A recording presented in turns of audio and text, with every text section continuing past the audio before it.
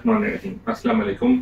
आप तमाम दोस्तों को हम खुशामदीद कहते हैं आज के हमारे इस पहले वीलॉग की काविश में। मेरा नाम है करीम अंबानी। मेरा नाम है फैजान सिद्दीकी। आज हम जो जिस सूरत हाल में पाकिस्तान है, इस सूरत हाल पे हम कुछ बात करेंगे और उसमें कुछ जो पेचीदा मामलात हैं, कुछ बहुत अहम मामलात, उन पर कुछ डिस्कशन करेंगे।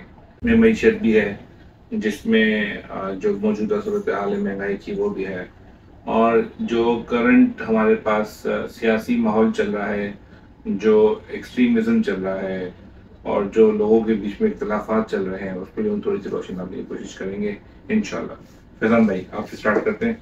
सर, जो मौजूदा सूरत हाल है इस वक्त, मईशत जो हमारे मुल्क की मईशत जो इकॉनमी है वो इस वक्त इतनी डाउन हो चुकी है कि एक गरीब आदमी के लिए तो खाना खाना या खाना खरीद कर खाना या खाने के लिए रिसोर्सेज अरेंज करना वो एक बहुत मुश्किल हो गया है। आपने देखा होगा। लेकिन फैजान भाई देखिए, खाना तो फिलहाल भी खिला रहा है, खाना खाना तो ये जेडीसी भी खिला रहा है, तो फिर ये मामला हल क्यों नहीं हो गया? नहीं, मामला तो सर देखें, आपको पता है ना, ये एक स्लोगन तो पाकिस्तान जब आज़ाद हुआ था जब से स्टार्ट है कि जी रोटी कपड़ा और मकान, जो आज तक नहीं मिला।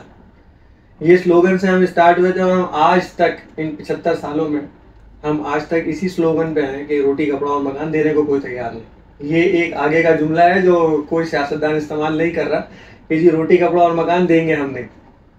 तो आप देखें आजकल, अभी डॉलर के रेट्स पे बात कर सकते हैं। आप डॉलर देखें तो इतनी इतनी लोगों की इमदाद भी होती है। आप देखते हैं रमज़ान के महीने में कुछ एक्स्ट्रा ऑर्डिनरी लोग आते हैं जो अच्छे बैकग्राउंड के लोग हैं, जो वेल डेवलप्ड हैं, यानी जो माशी तौर पे बहुत मुस्तहकम लोग हैं।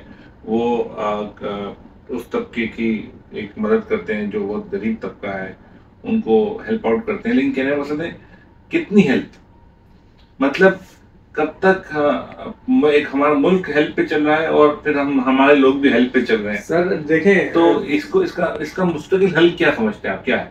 सर मुस्तकिल हल तो ये है कि सबसे पहले कि आपकी गवर्नमेंट मुस्तहकम होनी चाहिए। आपके पास तो गवर्नमेंट तक मुस्तहकम नहीं है, आप क्या डॉलर मुस्तहकम करेंगे?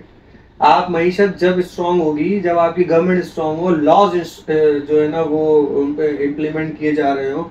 हमारे यहाँ तो सर आप सिर्फ ट्रैफिक का, मैंने एक जगह पढ़ा था, उसमें लिखा था कि जी अगर आपने किसी मुल्क को देखना है कि कितना तरक्की पजीर है, कितना तरक्की याफ्ता मुल्क है, तो आप उसके ट्रैफिक का निज़ाम देखें। आपके सामने हमारे ट्रैफिक का निज़ाम कि एक शख्स जो है वो रॉन्ग वे से कम तो बात ही नहीं है। सब्र नहीं लोगों में, सबर नहीं है सर। आप कहीं रुक जाए, पीछे से हॉर्न शुरू, आपके सामने कोई एक्सीडेंट हो जाए, कोई उठाने को तैयार नहीं है। छिपा और ये ईदी की एम्बुलेंस को हम कॉल करते हैं, बस वही आएंगे तो वही उठाएंगे। अरे मैं, पूरी दुनिया के अंदर बीएलएस की ट्रेनिंग्स होती हैं, हमारे मुल्क में कोई ट्रेनिंग नहीं है।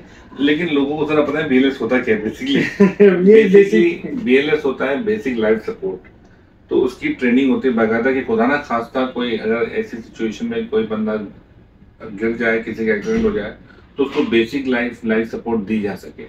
तो हमारे यहाँ तो बेसिक लाइफ सपोर्ट तो बहुत कम लोग आते हैं। जब भी कोई एक्सीडेंट होता है तो किस तरीके से उठा के उसको ट्रांसपोर्ट करते हैं, तो बाज़ लोग तो उस ट्रांसपोर्टेशन के दौरान उठाने करने में हड्डियां तोड़ देते हैं सर, उसी में हड्डियां टूट जाती हैं। बिल्कुल बिल्कुल ठीक है। एक्चुअली बहुत सारे ममालिक ऐसे हैं कि जहाँ पर आप, अगर आपके पास बीएलएस का सर्टिफिकेट नहीं है तो आपको ड्राइविंग लाइसेंस इशू नहीं होगा, क्योंकि बीएलएस होना बहुत जरूरी है। बेसिक लाइफ सपोर्ट आपको आनी चाहिए। खुदा ना खास्ता आपकी गाड़ी से कोई टक्कर हो जाए तो आप जिस बेचारे को लग गई है आप उसको अस्पताल ले जाए, आप हो सकता है उसकी जान बचा सकते हो। तो ये बेसिक लाइफ सपोर्ट है।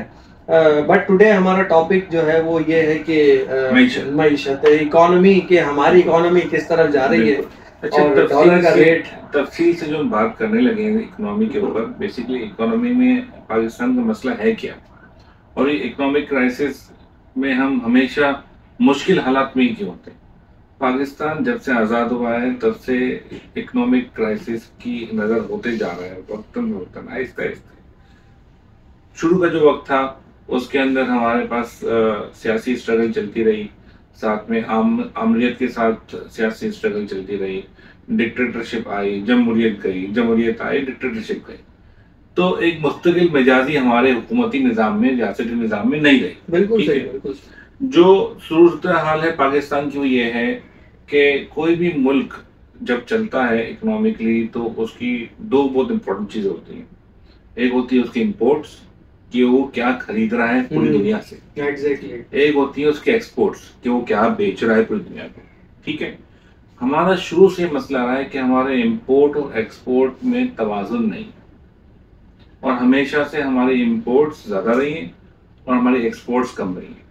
तो आज भी हम इंपोर्ट ज़्यादा कर रहे हैं और एक्सपोर्ट कम कर रहे हैं। अब हम खरीद ज़्यादा रहे हैं, बेच कम रहे हैं। नहीं सर, मैं एक चीज़ आपको और वादे करूँ, यहाँ हम जो चीज़ इंपोर्ट कर रहे हैं ना, हम 4 महीने रखने के बाद उसको को एक्सपोर्ट कर रहे होते हैं। ये भी हमने देखा, हमें एक्सपोर्ट बढ़ा दिया। एक्सपोर्ट्स कैसे बढ़ा दिए आपके, तो हम वो चीज़ें एक्सपोर्ट कर रहे होते हैं कि जो हमारे यहाँ पैदावार ही नहीं है, हम एक्सपोर्ट कैसे कर सकते हैं। हमने पहले उसको इम्पोर्ट किया, 5 रुपए का हमने उसको खरीदा, हमने उसको 4 महीने रखा, उसकी कॉस्ट बेयर की, वेयर हाउसिंग की कॉस्ट बेयर की, हमने इलेक्ट्रिसिटी की कॉस्ट बेयर की, हमने ह्यूमन रिसोर्स का कॉस्ट बेयर किया, और फिर 4 महीने रखने के बाद वो हमने 2 रुपए का बेच दिया।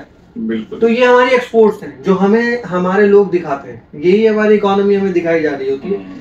वो जिसके बीच में जितना हमने लॉस किया, 5 रुपए का तो हमने खरीदा था, रखकर उसको 5 रुपए उस पर खर्च कर दिए, 10 रुपए का पड़ गया, वो रखे रहे, उसको बेचा नहीं हमने, उसको बेचा, और हमने उसको 2 रुपए का बेचा एक्सपोर्ट्स के नाम पे कि हमने एक्सपोर्ट किया। अरे हमारे तो पैदावार ही नहीं है। में बहुत कंपनियां जो हैं वो इस तरह की जाली एक्सपोर्ट्स दिखाती हैं, क्योंकि एक्सपोर्ट पे जो है ना उनको टैक्स रिलीफ है। एग्जैक्टली। बेसिकली सब कंपनीज का एम होता है टैक्स रिलीफ हासिल करना। हमारी सीमेंट कंपनीज जितना सीमेंट एक्सपोर्ट नहीं करती उतना क्रश एक्सपोर्ट करती है। ठीक है, क्रश की मालियत कम होती है, सीमेंट की मालियत ज्यादा होती है। ठीक है, हमारी कॉम्पिटिटिवनेस भी नहीं है। ठीक है, तो इस वजह से जो हमारे एक्सपोर्ट्स कम होती है। अब एक मुल्क इतना लॉस इंपोर्ट और एक्सपोर्ट के बीच में दरमियान में जो भी एक फर्क आ रहा है, ठीक है, आपका जो करंट अकाउंट डेफिसिट है उसको कैसे पूरा, ट्रेड डेफिसिट है उसको कैसे पूरा करता है? उसको अपनी आवाम के ऊपर टैक्स डाल के, उनके ऊपर टैक्स लगाकर, हर चीज पे टैक्स लगाकर उसको वसूल करता है। ठीक है, तो इस टैक्स से आवाम का बोझ बढ़ जाता है। कल अगर टैक्स रेट जो हमारा अपना सेल्स टैक्स था वो 15% था, आज हमारा सेल टैक्स 17% हो गया। तो सेल टैक्स बढ़ा के आवाम को बोझ डाला जा रहा है, बनस्बत के टैक्स नेट बढ़ाया जाए।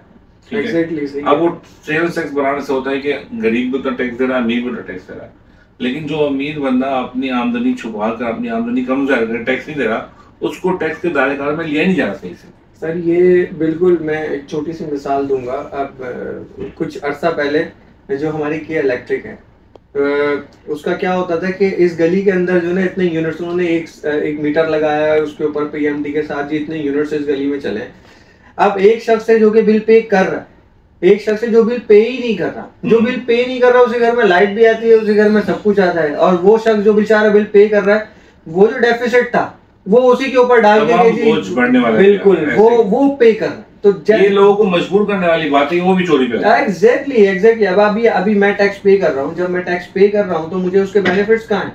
मैं रोड पे चलता हूँ, मुझे रोड साफ नहीं, सही नहीं मिलता, मेरे घर का कचरा नहीं उठता, बहुत सारी चीजें। मैं आज इमिग्रेशन कराने जाता हूँ तो मुझे उसके बेनिफिट्स नहीं मिलते। दुनिया के अंदर जो टैक्स पेयर होता है वो जब इमिग्रेशन करा रहा होता है तो उसको ये बताया जाता है कि thank you sir and welcome, आप हमारे मुल्क के वो बाशिंदे हैं जिन्होंने टैक्स पे किया।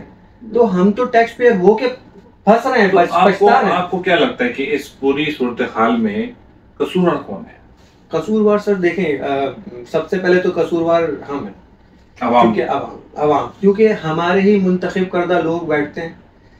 एक अफसर जो कि ये हम अगर टैक्स की बात कर रहे हैं तो टैक्सेशन का जो हेड होता है वो एक CSS क्लियर करके आ रहा है, एक सर्विस कमीशन का पेपर दे गया, लेकिन उसका जो वजीर होता है वो बेचारा इंटरपास होता है और ऑर्डर चलता है उस वजीर का। तो क्यों ना ऐसा निज़ाम लाया जाए? मैं तो कहता हूँ कि सदारती निज़ाम लाया जाए। सदारती निज़ाम मीन्स के अवाम मुंतखब करे अपने सदर को, सदर अपनी काबीना मुंतखब करे, ताकि हर चीज की ब्यूरोक्रेट्स पढ़े लिखे लोग। बिल्कुल बिल्कुल बिल्कुल बिल्कुल सर। लिटरेसी रेट आपके यहाँ क्या है? आपके लिटरेसी रेट इतना कम है। आप अगर बात करते, आप अपने बच्चों को स्कूल के एडमिशन्स के लिए दर दर फिरते हैं, इस वाले स्कूल में करा दूं, इस स्कूल में करा दूं, क्या ये अच्छा स्कूल है, क्या ये इससे। एक छोटी सी मिसाल है, स्कूल, हॉस्पिटल, आप अच्छे से अच्छा हॉस्पिटल ढूंढते हैं, क्यों? हम एक प्राइवेट सेक्टर में ही क्यों घूमते हैं? दिस इज अ लॉबी कि ये एक पूरा गवर्नमेंट हॉस्पिटल में क्या सर्विस है मुझे बताया ना सर। तो गवर्नमेंट हॉस्पिटल हो गया या गवर्नमेंट कोई तालीमी इदारा हो गया तो उसमें सर्विस भी तो नहीं मिल रही ना, और एक लंबी कतार लगी है, ठीक है, सर्विस के लिए। तो आप कैसे अपना इलाज कराएंगे या कैसे अपने बच्चों को पढ़ाएंगे? सर तो यही तो मैं कहना चाह रहा हूँ कि पूरी दुनिया के अंदर तो सरकारी अस्पताल है, पूरी दुनिया के अंदर सरकारी अस्पताल हैं और उनके अंदर कोई प्राइवेटाइजेशन, जैसे अमेरिका में सरकारी अस्पताल का नियोजन नहीं है तो इंश्योरेंस कंपनी, एग्जैक्टली इंश्योरेंस का निजाम, एग्जैक्टली। और जबकि हमारे मुल्क में अब सर हम देखें, यहाँ छोटी सी मिसाल है कि हम यहाँ पर परेशान है कि हमारे स्ट्रीट जो है वो गार्बेज से भरी हुई। अरे दुनिया इस कचरे से बिजली बना रही है, रिसाइकलिंग के प्रोसेसेस हैं, क्यों नहीं इसको प्रमोट किया जा रहा? हम डॉलर को लेके बैठे हैं कि जी डॉलर डॉलर डॉलर हमारे मुल्क में नहीं है। हम इस कचरे से जो है डॉलर बना सकते हैं भाई। इस कचरे से अगर हम इसकी ट्रेड करें, हम इसकी रिसाइकलिंग करें, हम कुछ नहीं करते, इससे बिजली बनाएं, हमारा डेफिसिट कम होगा, ऑब्वियसली आवाम पे बोझ कम होगा। मेरा मानना यह है कि इस तमाम तर सूरत हाल के अंदर जो मेन जिम्मेदारान है वो आवाम है। आवाम ही वो लोग हैं, हम ही आप में वो लोग हैं जो यही कचरा अपने घर की चार दीवारी से बाहर फेंकते हैं, खिड़कियों से फेंकते हैं, रोडों पे फेंकते हैं। और हम ही लोग हैं जिनमें से लोग बिजली चोरी करते हैं। ठीक है, बात तो नहीं है, हमारे अड़ोस में होंगे, पड़ोस में होंगे, वो भी हम में से हैं। हम में ही लोग हैं जो रिश्वत देते हैं, रिश्वत लेते हैं। हम में ही लोग हैं जो पानी की लाइनें चोरी करते हैं। हम में ही लोग हैं जो ये सब काम करते हैं। तो जो लोग ये काम नहीं करते तो ऐसे लोगों को बर्दाश्त क्यों करते हैं? वो फिर आवाज क्यों उठाते हैं? सर आवाज देखें, मेरी बात सुनिए, या तो उनको कहीं रिपोर्ट क्यों नहीं करते? किसको रिपोर्ट करें सर, किसको रिपोर्ट करें? जिस जगह पे रिपोर्ट आप करते हैं, ये अब कुछ चीजें तो ऐसी है कि आपको रिपोर्ट करनी। अब आपने जैसे कहा कि कचरा हम ही वो लोग हैं जो कचरा अपने घर के बाहर फेंकते हैं, रोडों पे फेंकते हैं। अरे अब मैं गरीब आवाम की तरफ से आपसे एक बात कहता हूँ कि हम तो अपॉर्चुनिटी देते हैं, हम तो अपॉर्चुनिटी देते हैं कि हमने कचरा फेंक दिया है, आओ आगे रिसाइकिल करो। ये एक पूरी इंडस्ट्री है, हम अपॉर्चुनिटी प्रोवाइड कर रहे हैं, आप उठाएं उसको। लेकिन कचरा जब एक जगह होगा तो उसको समेटना आसान हो। कहने का मकसद ये है, चलते फिरते तुम कचरा नहीं फेंक सकते ना। ठीक है, अब गरीब आवाम है, कम से कम गरीब आवाम ये तो कर सकती है ना कि कचरा बाहर ना फेंकने से स्टार्ट तो ले सकती है। एग्जैक्टली, बिल्कुल ले सकती है। बिजली ना चोरी करने से स्टार्ट तो ले सकती है। कहीं से तो हमें स्टार्ट लेना है। सर बिजली ना चोरी करने के लिए तो मजबूर किया जा रहा है ना। अब अगर मैं पे कर रहा हूँ बिल और सामने वाला जो है वो पे नहीं कर रहा बिल, उसको रिपोर्ट कर। रिपोर्ट क्या, आपके जो इदारे हैं उनके पास 0-0 आ रहा है, जबकि आप देख रहे हैं घर है वहाँ रिहाइश है, 0-0 कैसे हो सकते हैं इसके यूनिट्स?